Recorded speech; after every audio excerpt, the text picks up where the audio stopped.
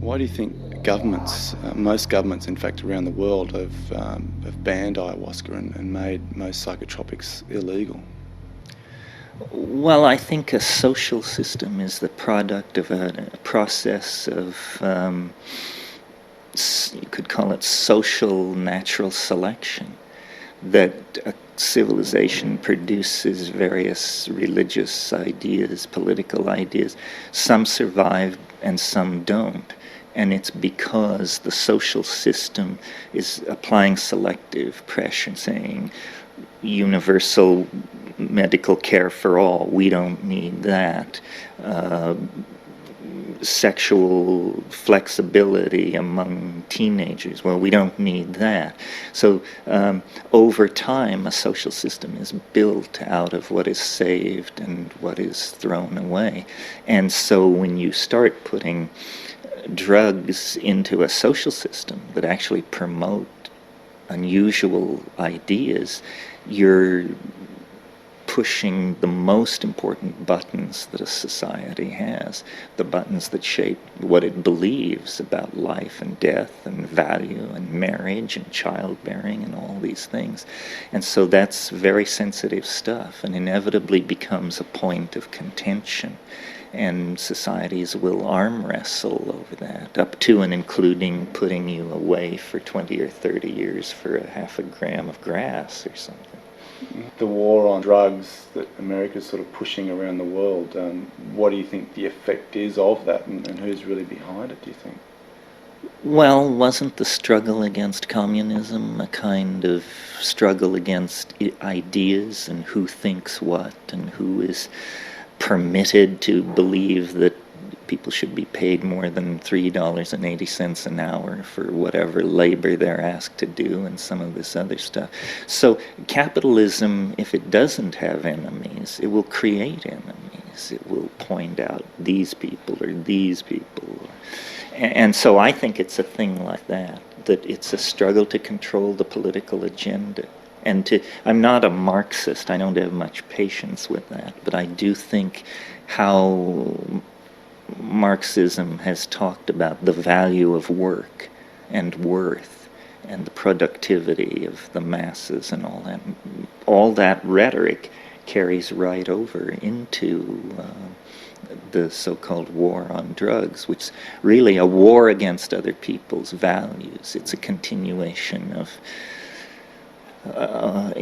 the Holocaust and cultural genocide and all the other efforts made by the phenomenal success of capitalism to shove its agenda down other people's throats.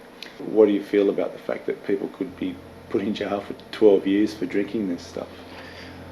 Well, it's a disturbing tendency. I mean, it means that at least the U.S. government has made a decision somewhere to push hard against this, which is always the first strategy. The first strategy is push hard against some trivial thing, cannabis or LSD or something like that. And then once defeated in that strategy, then there is usually a period of negotiated, an effort to create some kind of negotiated settlement. And then once that fails, there's usually a squaring off and the issue is minimalized and translated into something trivial, and we move on to the next great social issue. Crazy. It's crazy. What do you feel about the synthetic DMT and ayahuasca now being available? Do you think that the magic is lost when it's synthesized, and there's no real ritual aspect to the taking of ayahuasca? Well, it's not so much that the ritual is lost as that the people who are doing the making and the taking and the shaking may not really understand what they're getting into. a drug like synthetic ayahuasca, pharmahuasca, do people realize this is the same thing as has been taken for thousands of years down there? Do they realize its role in shamanic healing and all this? It's just one more example of how everything is desacralized and corrupted, because first ayahuasca has never been heard of, and the next thing you know, everybody wants it because it's all anybody's talking about. So it goes from this mystery to being a kind of a fad or a rage, and then it becomes an income source. And once it becomes an income source, it's a commodity like journalism, sex, aluminum, whatever is being peddled on the open market. I would prefer to see ayahuasca remain at the status, let's say, of peyote, in the where the native peoples who are into it sort of keep the faith, understand how to make it, and talk about it. And when there's a question as to what it all means, then you go back to those native people and listen to their myth and all that. Mm. There is data to show that ayahuasca is medically effective against malaria and intestinal parasites and things like that. So really, it's a basic part of this native medical system. And if instead of trying to put everybody in prison, we actually try to do research on this stuff and find out how it works and how it affects various conditions, we would probably extract its benefit much more quickly. Mm-hmm. Yeah. Okay, so what about the combination of ayahuasca and the psychotria of viridis? That seems to be a magic combination. How is it that the DMT is able to be absorbed in the stomach, whereas if you could just explain that relationship? Well, it involves the interrelationship between a brain-mind system that has had all the monoamine oxidase taken out of it pharmacologically. And all these psychoactive drugs seem to have a bigger, more dramatic impact in the presence of a lowered MAO threshold. And how this was discovered by Amazonian Indians millennia ago and not discovered by Western science till 1956 or something is just one of those peculiar facts about ethnobotany and ethnomedicine. But it's certainly true that you have a much more dramatic effect with the two in combination. And how many of these kinds of facts of folk science are out there to be discovered, we don't really know yet, but slowly it's all being unraveled. It's never been explained, why there are so many plant psychedelics in the New World. The jojoba snuffs, the ayahuasca, the mushrooms in the New World, Salvia divinorum, all of the things are New World, and this has been a social phenomenon, the exploration of which has been pretty much pushed by New World anthropologists and philosophers. If we'd had to depend on European philosophy for the content of the century, we'd all be reading Jacques Derrida and those kind of people. So it's a local phenomenon that's become global.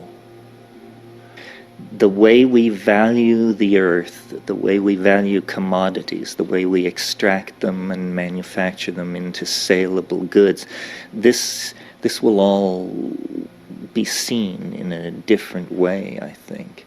And again, it's an issue of capital and labor and how you value what you put your life into and that sort of thing.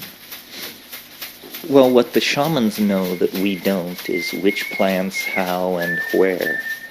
And it took a long time to figure this out. They didn't invent the calculus. They didn't, sailing vessels of great speed and power. None of that was pursued. What was pursued was these vegetable entities that can be coaxed out of the plant world. And the irony is that Europe, who set out, in the 17th century to explore the world, to bring it Christian civilization, may have encountered phenomena and variants on civilization that will ultimately prove more powerful than what we were peddling. This discussion is by no means closed at this point.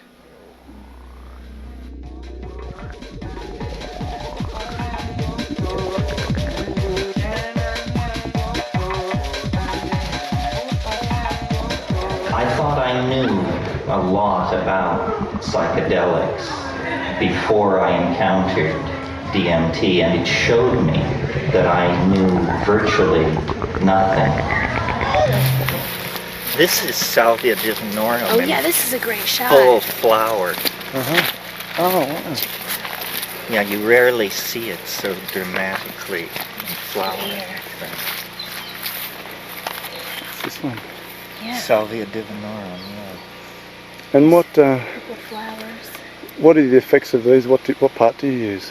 You use The the leaf. leaf, and it has a compound called alpha-salvinorin in it, and it's very easily grown in the right soil. Roll up 80 leaves and chew them. Yeah. And You it'll- just chew it. Chew it. And what's And the eat it. effect? And eat it as you're.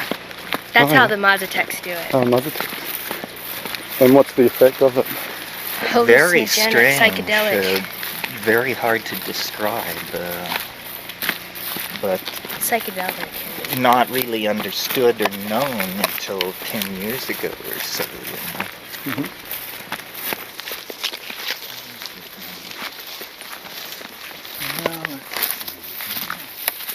See the salvia all through here. Uh-huh. And what's the legal status of that? It's It's legal. completely legal. Amazingly enough. Well, let's see.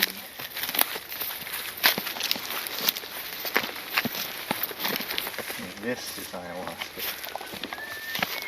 That's why it was called Banisteriopsis, because the leaves are opposed to each other like the rungs of a ladder. And it winds up into this. I've got some pieces back at the house. about Oh yeah, this you thing. can show. Now here, this vine going up so high, Oh, yeah. that's ayahuasca.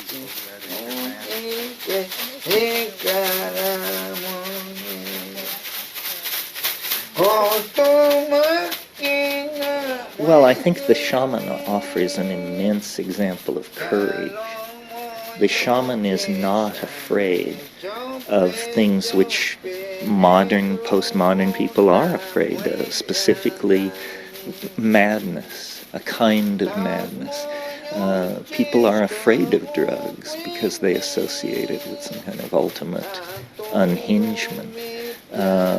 As we gain shamans who can speak to us in our own vocabulary, this will fade away. This is, to some degree, the motivation for my career, is basically to say, to give people permission to say, it's safe, it's scary, it's weird, but you're not going to end up in a straitjacket in some back ward.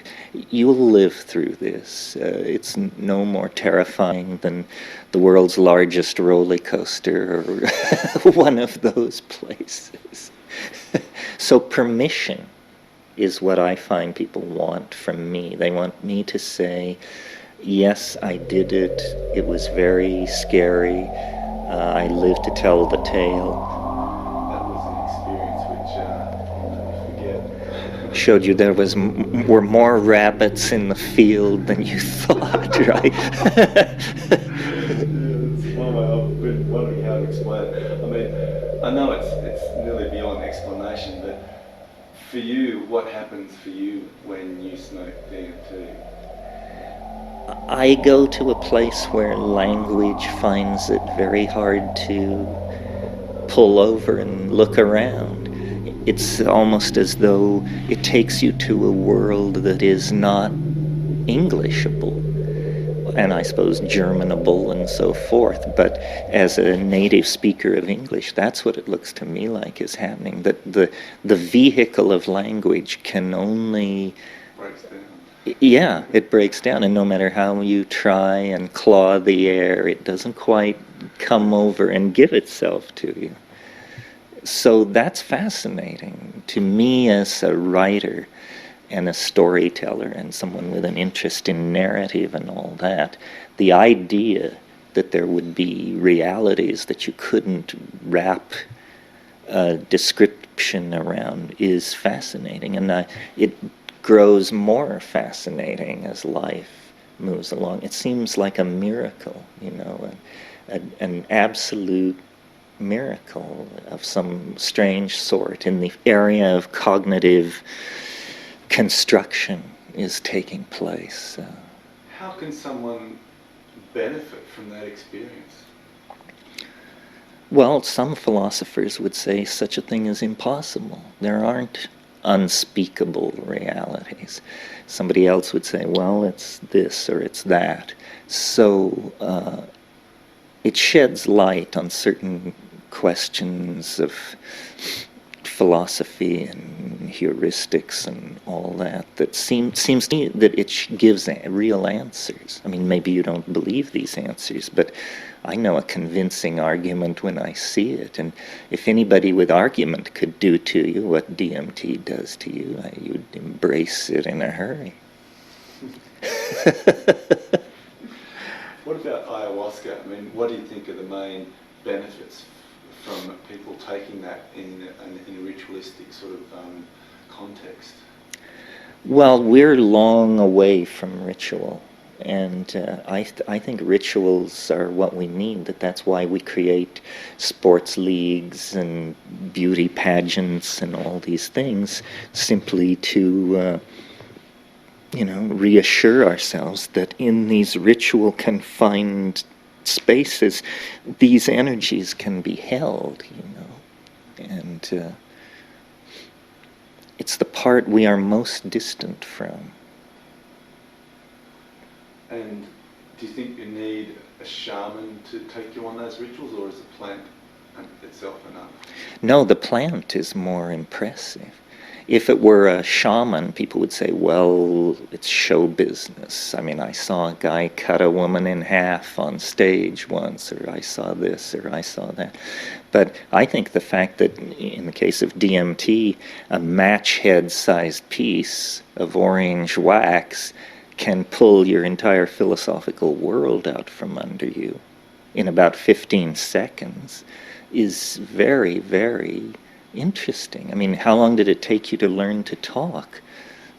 2 years or a year and a half? How long does it take you to DMT? Oh, about 30 seconds, So it's very interesting. We've created enough alienation that it seems as though we are going to explore the uses of these shamanic technologies. So the high-tech culture, the scientific and materialist culture, seems to have made a choice to explore these things. And the shamanic Aboriginal culture seems to have made its choice. But it's going to integrate while we're going to, have another one of these socially destructive debates about law and order and obligation and all the rest of it. That seems to me to be a waste of time.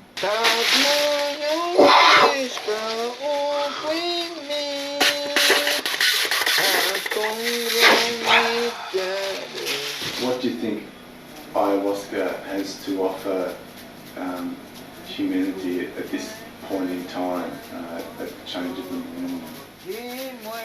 Well, all boundaries are dissolving. The end of the millennium means. It means that, the tribes of the Amazon basin, the tribes of the New Guinea highlands, the tribes of Oxford and Cambridge, everything is dissolving and humanity is reaching a kind of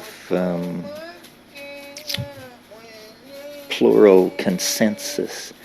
I mean, even the most sophisticated capitalist, let us say, is aware now that it won't do to cut down all the trees, that that's a mistake. So what's happening is a single human viewpoint is sort of coming into existence, a viewpoint that values nature, values natural resources, and tries to, however clumsily, to make some kind of peace out of the whole human mess that we're now mixed up in. I think what it brings is an empathy to the destruction of the planet. The cutting of a rainforest is suddenly no longer completely abstract. It's actually something you can feel and relate to. And all political change begins with a change of feeling and value. So, if we begin to see the Aboriginal people of every continent as the holders of this knowledge, they will begin to look not so naive, not so foolish or something like that, but actually as sophisticated people who have developed a working relationship with these powers and things. And that's the only way you're going to get real political change on some of these issues. If we were having this discussion 30 years ago, we would not be talking about ayahuasca, we'd be talking about mushrooms and their potential and So I think the plants change, the drugs change, but the challenge stays the same, and the challenge is to build a humane and human world without doing damage to the humanity that's already in it. So, what's your view for the future? Do you feel confident or pessimistic, optimistic that humanity can take on this challenge? It requires dedication and intelligence, not so much among our shaman and our inner voyagers, but among the legislators and the people who actually are going to have to make the social change. That's why what goes on in the Netherlands is so important. These are the most liberal people in the world. Well, they're liberal enough to actually change the basic structure of their society. I mean, talk is easy, but can they actually make the change? What they're trying to do is establish the notion of a thought crime. That it's a crime to consider restructuring the state this way or this way. And that will, if we have not learned anything from the 20th century, we should have learned that wars of ideology are hopeless and just bring incredible grief and loss of life.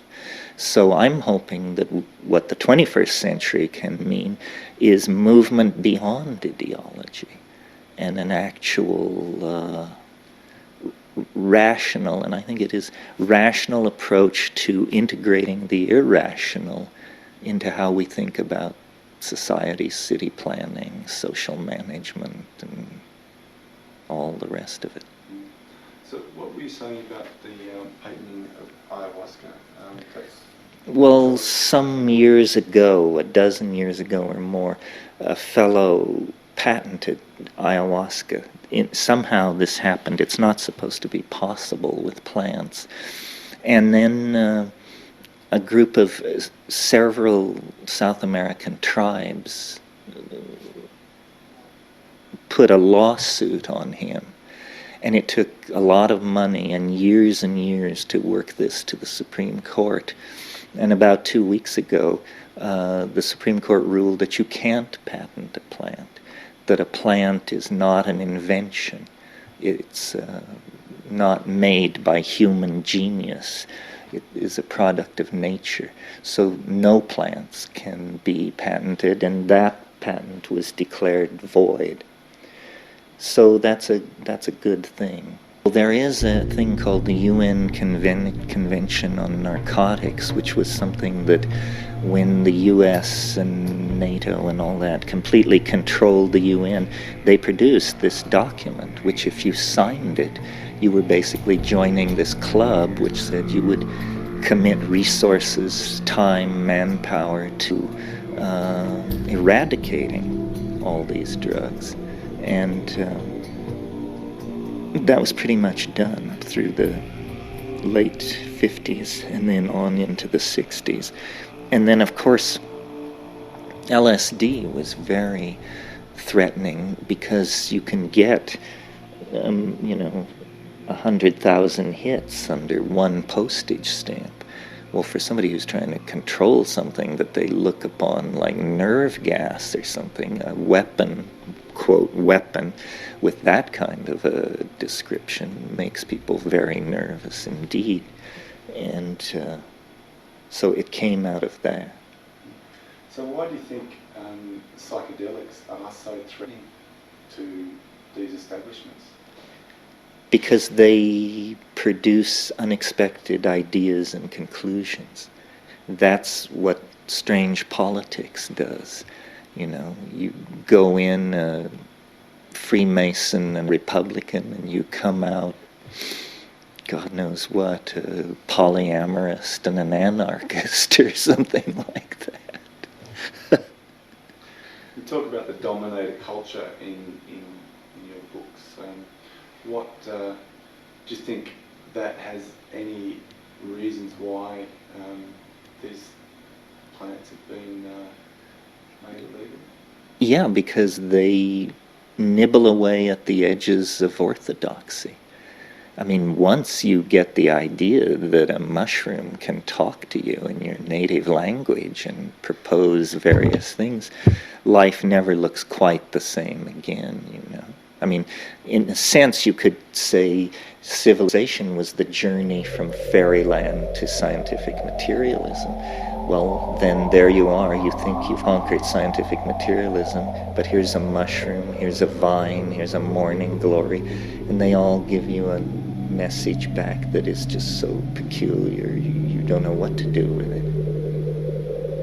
Well, there's a lot of evidence and discussion about whether or not it gives you telepathic powers or science fiction-like powers. This could be. I mean, two brains 6 feet apart are both biochemical oscillators. I wouldn't consider it a miracle if it were found that brains floating in ayahuasca have a kind of supernatural connection.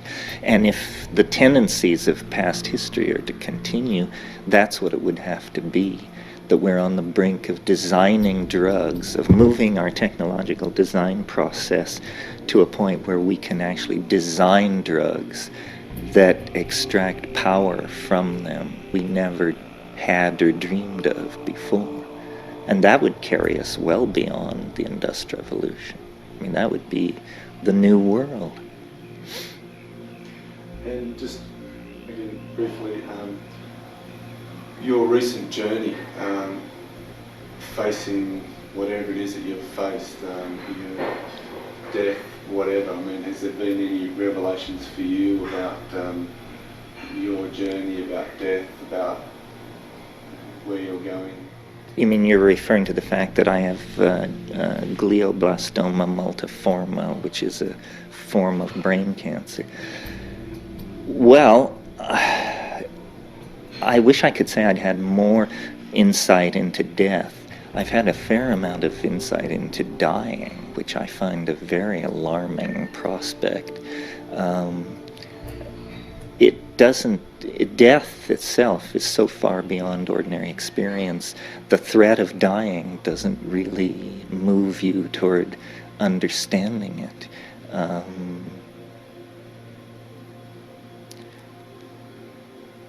Death is the great mystery around which religions are built, and being able to say, I know what it is, I know how it works, is the way you start a congregation and get a little community going. I would say the big surprise for me was I'm not afraid of death the way I thought I would be. It's just such an intellectual question mark that you just move to the next page because there's nothing to be said about death except that it seems to last rather a long time.